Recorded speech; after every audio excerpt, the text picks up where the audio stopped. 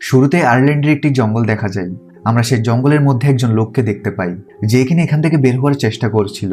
জঙ্গলের দিক বোঝা কঠিন, তাই সে সূর্যকে দেখে সামনে এগিয়ে যায়। কিন্তু সন্ধ্যা হয়ে আসছিল। আর অদ্ভুত ব্যাপার হলো, এই জঙ্গলের মধ্যে বিভিন্ন জায়গায় কিছু সাইনবোর্ড দেওয়া আছে যেখানে লেখা আছে পয়েন্ট অফ নো রিটার্ন। তো সূর্য ডোবার পরেও সেই লোকটি এখনো জঙ্গল থেকে বের হওয়ার চেষ্টা করছে, কিন্তু ক্লান্তির ভাব তার চেহারায় দেখা যাচ্ছিল। লোকটি দৌড়াতে দৌড়াতে আবার সেই সাইনবোর্ডের সামনে আসে যেটার সামনে দিয়ে সে কিছুক্ষণ আগে গিয়েছিল। অর্থাৎ হয়তো সে জঙ্গলের মধ্যে চক্কর খাচ্ছে বা অন্য কিছু হতে পারে। অন্ধকার হওয়ার আগে গাছ থেকে সমস্ত পাখি উড়ে চলে যায়। এই লোকটি বুঝতে পেরেছে এখন সে এখান থেকে বের হতে পারবে না। আশ্রয় নেওয়ার মতো কোনো জায়গা ছিল না, তাই সে একটা গাছের উপর ওঠার চেষ্টা করে, কিন্তু তার ভাগ্য খারাপ ছিল। সে গাছে কিছুটা ওঠার পর নিচে পড়ে যায়। এখন অন্ধকার হয়ে গিয়েছে। তখনই হঠাৎ কোনো একটা জিনিস সেই লোকটাকে টেনে নেয়। শেষে আমরা শুধু তার বেদনাদায়ক চিৎকার শুনতে পাই। 6 দিন পর আমরা মিনা নামের একটি মেয়েকে দেখতে পাই। মিনা আয়ারল্যান্ডে এসেছে এবং বর্তমানে সে এখানে একটা বার্ড স্টোরে কাজ করছে। আমরা মিনাকে তেমন খুশি দেখতে পাই না। হয়তো তার জীবনে কিছু একটা হয়েছে। সে একাও ছিল, তার তেমন বন্ধু বা বয়ফ্রেন্ড ছিল না। তো একদিন তাদের দোকানে একটি বিশেষ ধরনের প্যারেড আনা হয়, যেটাকে কিনে একটি চিড়িয়াখানা কিনে নিয়েছে। তাই মিনার বস তাকে এই কাজটি দেয় যে সে নিজে প্যারেডকে নিয়ে সেই চিড়িয়াখানায় দিয়ে আসুক। মিনা রাজি হয় আর সে প্যারেডকে নিজের সাথে ঘরে নিয়ে আসে, কারণ কাল সে চিড়িয়াখানার উদ্দেশ্যে বের হবে। এই টিয়াটি কিছু শব্দ বলতে পারত। রাতকে আমরা দেখি মিনা একটা নকল চুল পরে বারে যায়, যেখানে তার সাথে একটা লোকের দেখা হয়। মিনা সেখানে নিজের মিথ্যা নাম এবং পরিচয় দেয়। এটা দেখে প্রমাণ হয় যে সে নিজের জীবনকে নিয়ে তেমন সিরিয়াস না, আর সে একা থাকতে পছন্দ করে। আর এই দেশে আসার এটাই একমাত্র কারণ যে সে নিজের পরিবার থেকে দূরে থাকতে চায়। তো এর পরের দিন মিনা সেই প্যারেডকে নিয়ে নিজের যাত্রা শুরু করে। সারাদিন সফর শেষ করার পর যখন সন্ধ্যা ঘনিয়ে আসে, তখন মিনা সেই জঙ্গলের রাস্তা ধরে তার সফর কন্টিনিউ রাখে। কিন্তু রহস্যময়ভাবে সে দ্রুত জঙ্গলের একদম মাঝখানে পৌঁছে যায়। সে বোঝার সময়ও পায় না যে কখন সে জঙ্গলের এত ভেতরে চলে এসেছে। আর এত ঘন জঙ্গলের ভেতর কাঁচা রাস্তার দিক বুঝতে পারা বেশ কষ্টকর। তাই মিনা ঠিক কোন দিকে যাবে সেটা সে বুঝতে পারে না, যার ফলে সে হারিয়ে যায়। সে গাড়ি থেকে নেমে পড়ে এটা আশা করে যে সে কোনো মানুষকে দেখলে তার থেকে রাস্তা জিজ্ঞেস করবে। মিনা থেকে ভয় লাগছিল, কারণ হঠাৎ করে গাছের সব পাখিরা উড়ে যায়। মিনা প্যারেডকে নিয়ে সামনে যেতে থাকে, আর তার থেকে আশেপাশে কেউ উপস্থিত থাকার অনুভূতি হয়। এরই মাঝে মাটি কাঁপতে থাকে। সে সামনে একজন বৃদ্ধ মহিলাকে দেখে যে কিনা পালাচ্ছিল। মিনা তার পেছনে আওয়াজ দেয়, কিন্তু কিছুক্ষণের জন্য মিনা সেই মহিলাটাকে হারিয়ে ফেলে। কিন্তু এরপর মহিলাটি দূর থেকে আওয়াজ দেয়, সেখানে হয়তো কোনো ঘর ছিল। সে মিনাকে বলে, প্রাণপ্রিয় হয়ে থাকলে জলদি ভেতরে আসো। মিনা তার দিকে দৌড়াতে থাকে, আর সে ঘরে ঢুকতেই সেই মহিলাটি দরজা লক করে দেয়। এটা আসলে কোনো ঘর ছিল না, বরং অদ্ভুত একটা বড় রুম ছিল, কারণ সামনের দেয়ালের বদলে বড় একটা আয়না ছিল। এই বৃদ্ধ মহিলাটি ছাড়া এখানে আরো দুজন আছে, কিরা নামের একজন মেয়ে এবং ড্যানিয়েল নামের একজন ছেলে। মিনা জিজ্ঞেস করে এটা কোন জায়গা। এই বৃদ্ধ মহিলাটির নাম ম্যাডেলাইন। সে বলে, যদিও এটা একটা কেজ, কিন্তু আমাদের জন্য সেফ হাউস। এখানে আমরা নিরাপদ। আমরা তোমার মতোই জঙ্গলে হারিয়ে গেছি। আমি তোমাকে ভয় লাগাতে চাই না, কিন্তু আমাদের কাছে সময় কম। তারা আমাদের দেখতে আসছে, তাই আমাদের আয়নার সামনে দাঁড়িয়ে যেতে হবে। মিনা বলে, কে তাদের দেখতে আসছে? ম্যাডেলাইন বলে, ওয়াচার্স। ভয় পাওয়ার কোনো কারণ নেই, সব ঠিক হয়ে যাবে। এরা সবাই আয়নার সামনে লাইনে দাঁড়িয়ে যায়। এর পরের মুহূর্তে ওপার থেকে কিছু গর্জনের শব্দ শোনা যায়, যেটা শুনে মিনার হার্টবিট বেড়ে যায়। সে ঘাবড়ে জিজ্ঞেস করে, আওয়াজটা কিসের ছিল? ম্যাডেলাইন তাকে সামনে পাঠায়, যার পরে তালের মতো কিছু আওয়াজ শোনা যায়। ম্যাডেলাইন বলে, তোমার আশাতে তারা খুশি, তারা তোমার জন্য হাততালি দিচ্ছে। তাদের হাততালির আওয়াজগুলো পুরো জঙ্গলে ছড়িয়ে পড়ে, আর সে জঙ্গলের মাঝখানে ম্যাডেলাইনদের সেফ হাউস দেখা যায়। যে ওয়াচারদের কথা ম্যাডেলাইন বলছিল সেটাকে মিনা আপাতত দেখতে পায় না। যাই হোক, রাত কেটে যায়। সকালবেলা তারা বের হতে পারবে।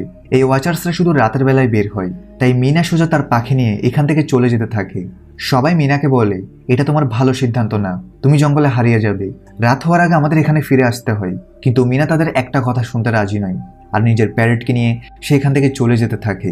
রাস্তায় সে একটা মেয়েকেও দেখতে পায়, কিন্তু তাকে ইগনোর করে সে সূর্যকে ফলো করে দৌড়াতে থাকে। কিন্তু সামনে গিয়ে রাস্তা শেষ হয়ে যায়। মিনা একটা পাহাড়ের চূড়ায় দাঁড়িয়ে আছে, যেখানে দূর দূরান্ত পর্যন্ত ঘন জঙ্গল ছাড়া কিছু দেখা যাচ্ছে না। মিনা নিরাশ হয়ে সেখানে বসে পড়ে। তখনই পেছন থেকে ম্যাডেলাইন তাকে বোঝায় যে সে একা নয়, যে এখান থেকে বের হওয়ার চেষ্টা করেছে। আমরা সবাই চেষ্টা করেছি এখান থেকে বের হওয়ার, তবে কোনো রাস্তা নেই। আমার সাথে চলো, আমি তোমাকে কিছু দেখাচ্ছি। এটা বলে ম্যাডেলাইন মিনাকে জঙ্গলের অনেক জায়গায় নিয়ে যেতে থাকে। রাস্তায় সে বলে, এই জঙ্গল হচ্ছে শিকারী, আর আমরা তার শিকার। সে একটি জায়গায় মিনাকে একটা সাইনবোর্ড দেখায়, যেখানে পয়েন্ট অফ নো রিটার্ন লেখা। ম্যাডেলাইন বলে, এই সাইনবোর্ডগুলো তুমি জঙ্গলের অনেক জায়গায় দেখতে পাবে। সাইনবোর্ডগুলো একটা সার্কেলের আকারে আমাদের চারপাশে লাগানো আছে। এই সার্কেলের মাঝখানে আমাদের সেফ হাউস।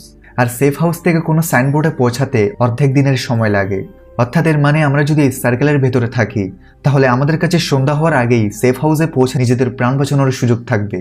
যদি তুমি এই সাইনবোর্ডকে পার করে সামনে চলে যাও তাহলে ফেরত আসা এক প্রকার অসম্ভব হয়ে পড়বে, তাই এটাকে এড়িয়ে যাবে না। মিনা জিজ্ঞেস করে এসব কে বানিয়েছে। ম্যাডেলিন বলে কিরা আর ড্যানিয়েল তাকে প্রফেসর বলে, এসব তিনি বানিয়েছেন। এরপর মিনা কিছু সময়ের জন্য সেখানে দাঁড়িয়ে থাকে। সেদিন রাতে ওয়াচার্সরা তাদের দেখতে আসে। কিরা তাদের সামনে ডান্স করে, বলা হয় এটা তাদের পছন্দ। এটা ওয়ান ওয়ে মিরর, তাই তারা শুধু নিজেদের দেখতে পাচ্ছে। এখন এমন নয় যে প্রত্যেক রাতে তাদের আয়নার সামনে দাঁড়িয়ে থাকতে হবে, তারা আয়নার সামনে যা করতে চায় করতে পারবে। ম্যাডেলিন এখানে এসেছে অনেক সময় হয়েছে, কিন্তু কিরা আর ড্যানিয়েলের এখানে 1 মাস হয়েছে। রাতে ওয়াচার্সদের কারণে বিপদ তো ছিলই, তবে দিনেও তাদের সার্ভাইভ করতে হয়। জঙ্গলে খাবারের জন্য তারা যেটা পায় সেটা দিয়ে তাদের কোনোভাবে চলে। এই সেফ হাউসে টাইম পাস করার জন্য একটা টিভি ছিল। এর পরের দিন যখন মিনা কিরার সাথে জঙ্গলে খাবারের খোঁজে বের হয় তখন মিনা জিজ্ঞেস করে আসলে এই ওয়াচার্সরা আমাদের থেকে কি চাই। কিরা বলে একদম সঠিক তা তো বলতে পারবো না, তবে ম্যাডেলিনের কাছে একটা থিওরি আছে যে তারা আমাদের দেখতে পারে, কিন্তু আমরা যদি তাদের দেখি তাহলে তা আমাদের জন্য অনেক খারাপ হবে, হতে পারে আমরা পাগল হয়ে যেতে পারি। সে মিনাকে একটা গর্ত দেখিয়ে বলে দিনের সময় ওয়াচার্সরা মাটির নিচে থাকে, আর এমন গর্ত চারদিকে অনেক রয়েছে। এর ভেতরে একটা আন্ডারগ্রাউন্ড টানেল সিস্টেম রয়েছে। আমাদের এর ভেতরে যাওয়া তো দূরের কথা, এর নিকটে যাওয়ার অনুমতি নেই। তবে এই কথাটা যেন আমাদের দুজনের ভেতরে থাকে। মিনা এটা শুনে অবাক হয় যে কিরার তার স্বামী এখানে আটকে গিয়েছে আজ 2 মাস হয়ে গিয়েছে। কিরার স্বামীর নাম জন ছিল, যে কিনা রাস্তা খুঁজতে বের হয়েছে, তবে 6 দিন হয়ে গিয়েছে সে এখনো ফিরে আসেনি। কিরা আশা করছে যে তার স্বামী সাহায্য নিয়ে আসবে, কিন্তু আসলে জন সেই লোকটা ছিল যাকে আমরা প্রথমে দেখেছিলাম। কিছু সময় পর কিরা আর ম্যাডেলাইন মিনাকে কিছু নিয়ম বোঝায় যে তাকে বেঁচে থাকতে হলে এই নিয়মগুলো মানতেই হবে। নিয়মগুলো ছিল রাতে সে আয়নার দিকে পিঠ দেখাবে না, দ্বিতীয় ছিল রাত হওয়ার পর সেফ হাউসের দরজা খোলা যাবে না, তৃতীয় সে কখনো ওই গর্তগুলোর ভেতরে যাবে না, তার থেকে সবসময় আলোতে থাকতে হবে। সেদিন রাতে মিনা আয়নাতে কান লাগিয়ে আওয়াজ শোনার চেষ্টা করে যে বাইরে কেউ আছে নাকি, কিন্তু যখন কোনো আওয়াজ আসে না তখন সে একটি নিয়ম ভেঙে ফেলে। সে আয়নার দিকে পিঠ দেখিয়ে দেয়, যেটা দেখে ওয়াচার্সরা রেগে যায় আর তারা জোরে জোরে আয়নাতে বাড়ি দিতে থাকে। ম্যাডেলিন তাকে তাদের সামনে সোজা দাঁড়িয়ে থাকতে বলে যেন তাদের রাগ থেমে যায়। সবার মতো মিনা এখানে আটকে থাকতে চায় না, তাই পরের দিন সকালে সে ড্যানিয়েলকে জিজ্ঞেস করে আজ পর্যন্ত তুমি কোনো ওয়াচার্সকে দেখেছো? তার উত্তর ছিল না, আজ পর্যন্ত তো কাউকে দেখিনি। সে বলে তার সন্দেহ হচ্ছে যে এটা ম্যাডেলিনের বানানো কাহিনী। তাই মিনা ড্যানিয়েলকে রাজি করিয়ে তার সাহায্যে সে গর্তে নেমে পড়ে। এই গর্তটা অনেক গভীর ছিল, তবুও মিনা ধীরে ধীরে গর্তে নেমে পড়ে এটা দেখার জন্য যেখানে কি আছে। মিনা সেখানে কিছু জিনিসপত্র দেখতে পাই যেগুলো মানুষরা ইউজ করে, হয়তো এগুলো এখানে আটকে যাওয়া কোনো মানুষের জিনিসপত্র। সেখানে একটি ক্যামেরা ছিল এবং একটি সাইকেল।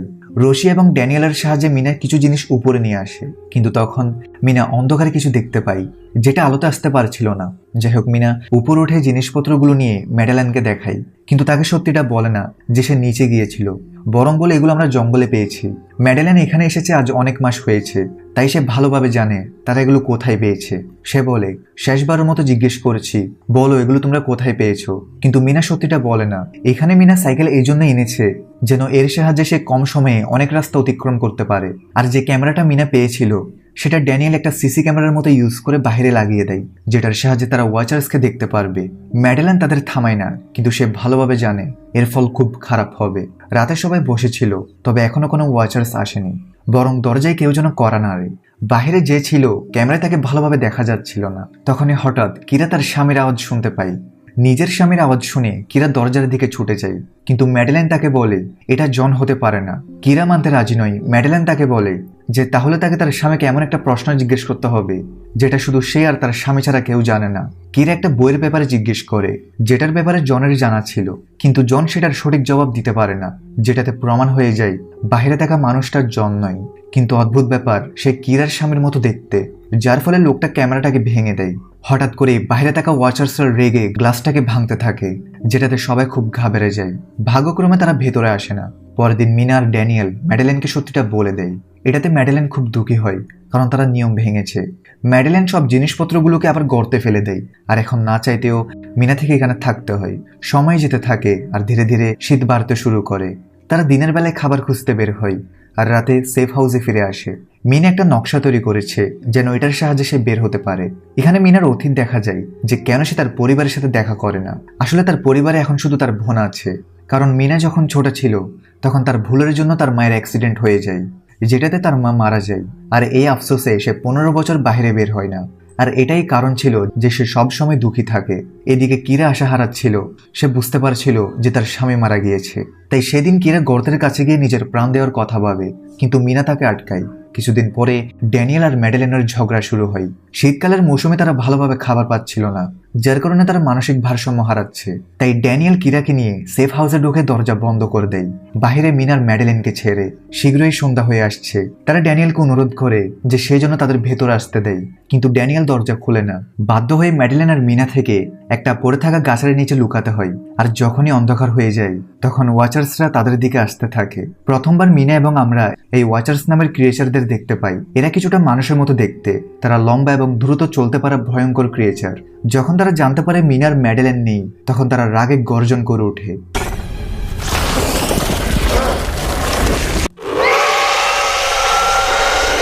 এবং জঙ্গলে মিনার ম্যাডেলিনকে খুঁজতে থাকে।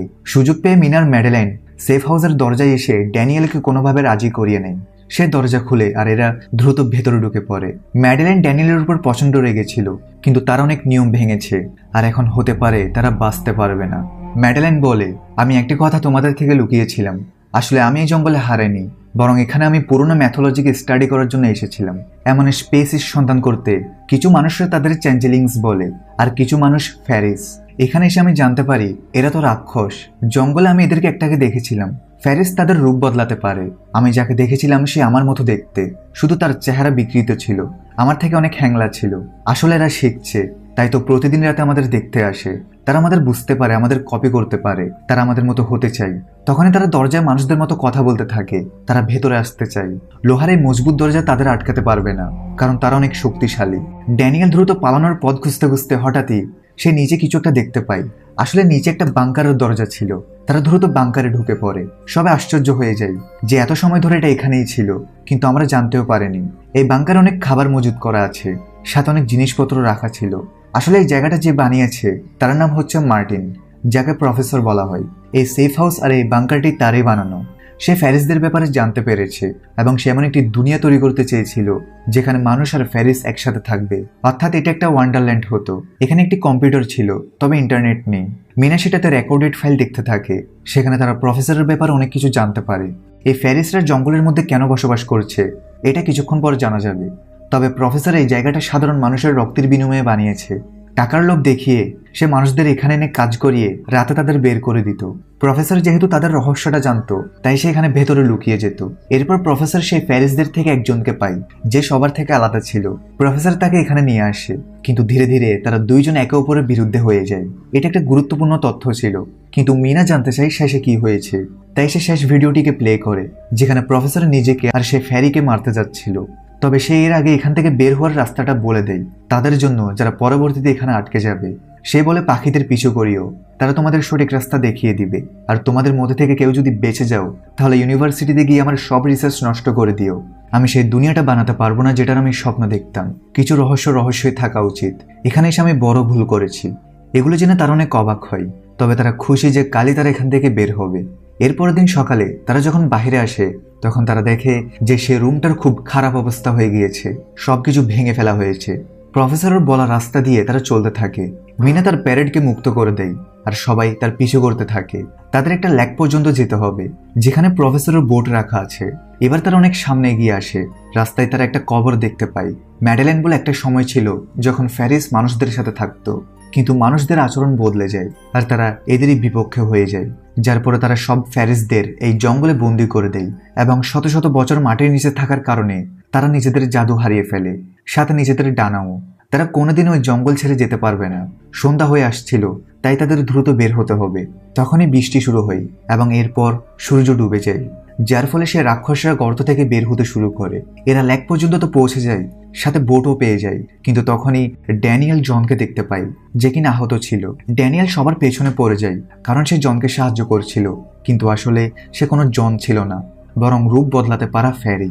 এরা ড্যানিয়েলকে বাঁচাতে পারে না, আর ওদিকে ফ্যারি তার মাথায় একটা চিহ্ন এঁকে তাকে শেষ করে দেয়। যার পরে ফ্যারিটি ড্যানিয়েলের রূপ নিয়ে নেয়। এই ফ্যারিরা নদী পার করতে পারবে না, তাই মিনারা সুযোগ পেয়ে যায় পালানোর জন্য। বোটের সাহায্যে তারা সেই অদ্ভুত জঙ্গল থেকে বের হয়ে আসে। এরপর দিন সকালে তারা একটা বাস পায়, যেটার সাহায্যে তারা শহরে চলে আসে।